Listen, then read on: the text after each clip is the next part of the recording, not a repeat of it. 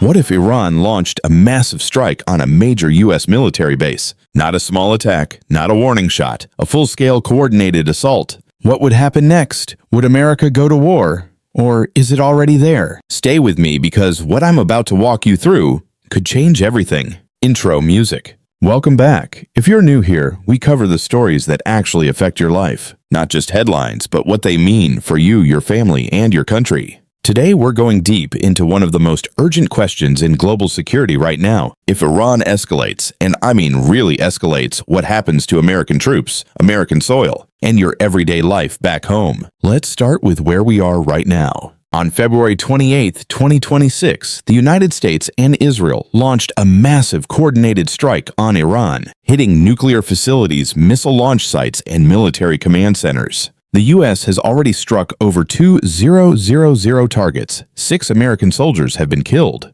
Iran fired back ballistic missiles into Israel drone attacks on U.S. bases across the Gulf. Kuwait, UAE, Qatar, all hit. The Strait of Hormuz partially closed. But here's the thing. What we've seen so far, that might just be the opening move. So let's walk through the scenario nobody wants to think about, but everyone needs to understand.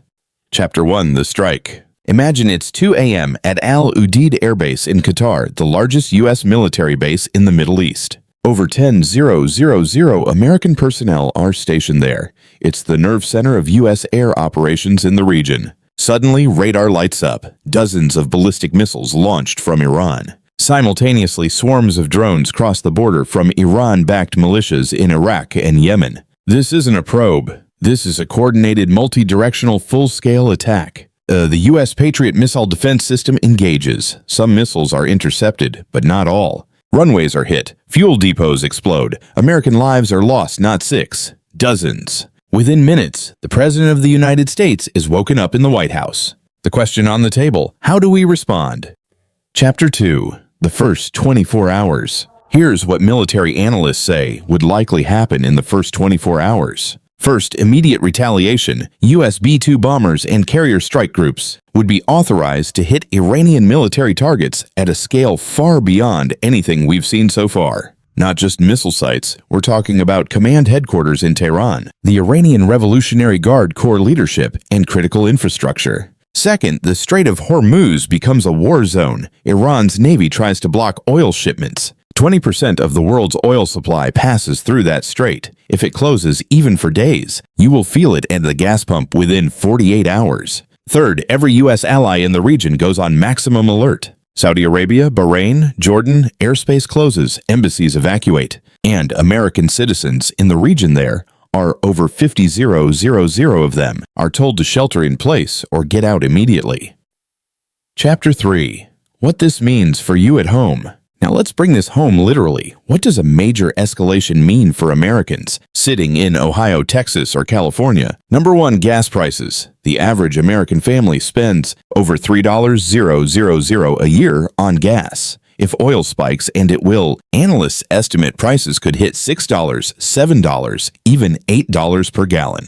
That's not a prediction. That's what happened when Iran threatened the strait in past crises. Number 2, the stock market. We're already seeing the Dow Jones dropping. Your 401k, your retirement savings, they move with global stability. A major escalation could trigger the worst market shock since 2008. Number 3, the draft question. Nobody's talking about it publicly yet, but if U.S. casualties spike and the conflict drags on, Congress will have no choice but to debate military expansion. Young Americans will be paying attention.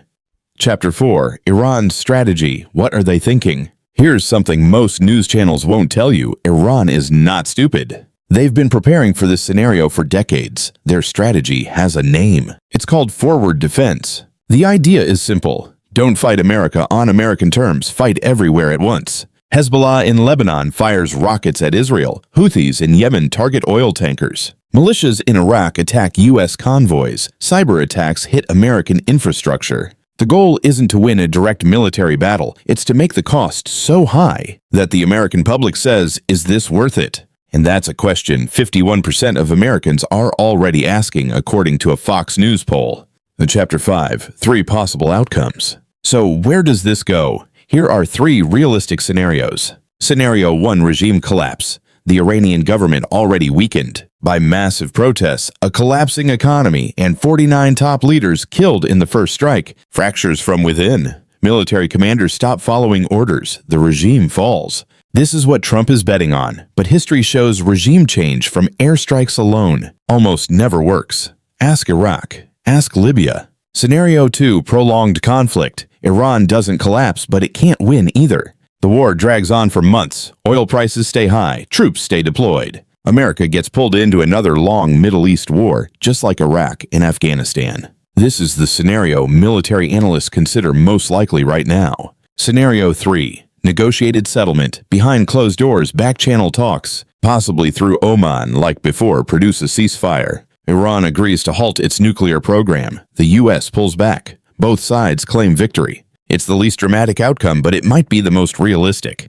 Chapter 6. What should Americans do now? Look, I'm not here to tell you to panic, but I am here to tell you to pay attention. Here's what smart Americans are doing right now, regardless of their politics. 1. Watch oil prices. If Brent crude crosses $120 per barrel, that's your early warning signal that this is getting serious. 2. Check on your investments. Talk to your financial advisor about how your portfolio is positioned if there's a major market shock. 3. Stay informed, not inflamed. There's a lot of misinformation flying around. Stick to primary sources, CENTCOM, Department of Defense, credible journalists on the ground. 4. Call your representative. The Senate just failed to pass a war powers vote. Your voice matters in whether America stays in this war or finds a way out. Outro. Here's the bottom line. Iran attacking a major U.S. base isn't just a possibility. Smaller versions of it are already happening. The question is whether it gets bigger. And if it does, the consequences won't stay in the Middle East. They'll come home. To your gas tank, to your stock portfolio, to your kids, to your community. That's why this story matters, not just for Washington, for all of us. If you found this video valuable, hit that like button and subscribe, because we're going to keep covering this as it develops every single day. Drop a comment below. Do you think the U.S. should stay in this war or find a way out? I read every single comment. See you next time.